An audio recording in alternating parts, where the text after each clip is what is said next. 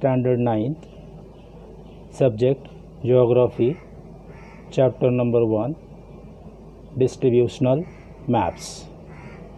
In the earlier videos, we have learnt about the dot method and the choropleth method.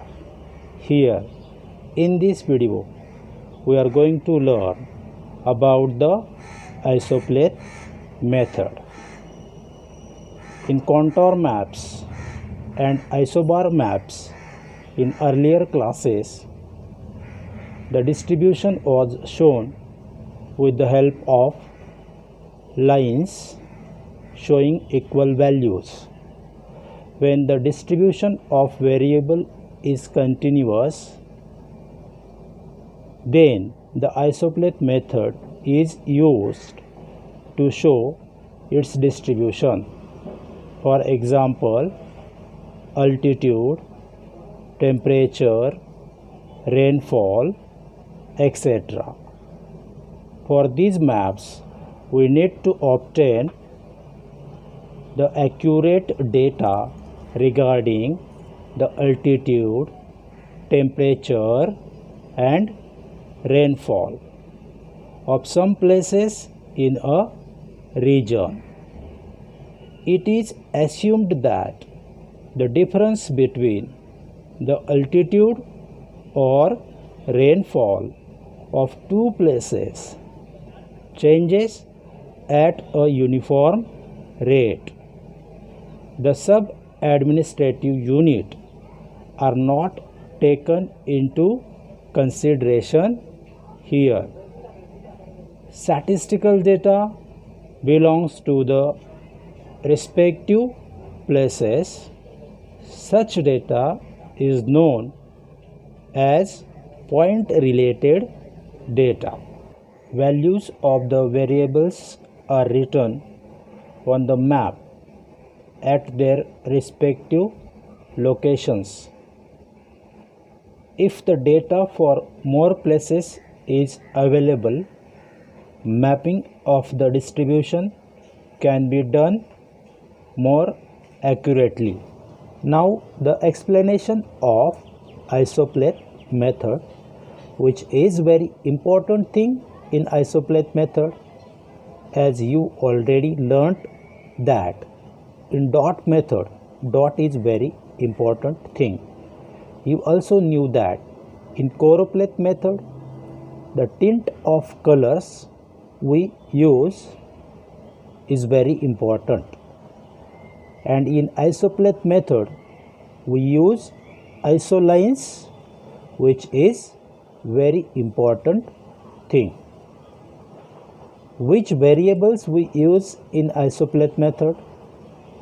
Altitude, temperature, rainfall. These are the variables we used in isopleth method. Altitude means height. For isopleth method, the most important thing is that we required accurate data. For example, accurate data of rainfall, temperature, altitude, etc. Assumption cannot be there. The difference between two variable places changes at uniform rate in isopleth method. The sub-administrative unit are not taken into consideration in this method. Now, what is point-related data? The statistical data we collect from the respective places is known as point-related data. And when the distribution of variable is continuous, then we use isopleth method. Now, when we prepare isopleth maps, we have to follow two steps. First one is decide class intervals. Now, how to decide class intervals? The class intervals are decided on the basis of the highest and the lowest value of the variables. We required the highest and the lowest values of the variables for class intervals to find out the difference between two lines. The second point is same values location joined with line, means the lines drawn for decided intervals and locations with same value are joined.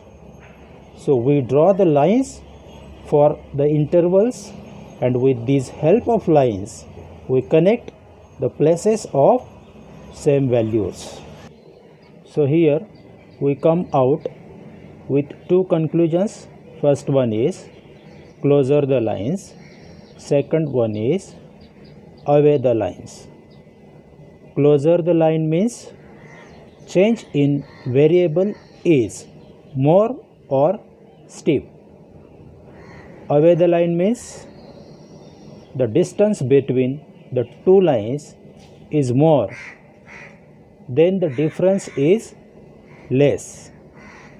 Now after studying the isopleth map, you get the idea of natural trend. Natural trend means how much is the rainfall of that particular area. If in one particular area there is more rainfall, then you can guess that area may be the forest area or hilly area or maybe the mountain area. Now open your textbook, page number 4, and observe the figure number 1.3. The rainfall map of Amravati district is given. There, read the map in detail and answer the questions. First one is, in which part of the district is the rainfall more? Second one is, in which direction is the rainfall decreasing? And last one, what is the lowest value of the rainfall in the district?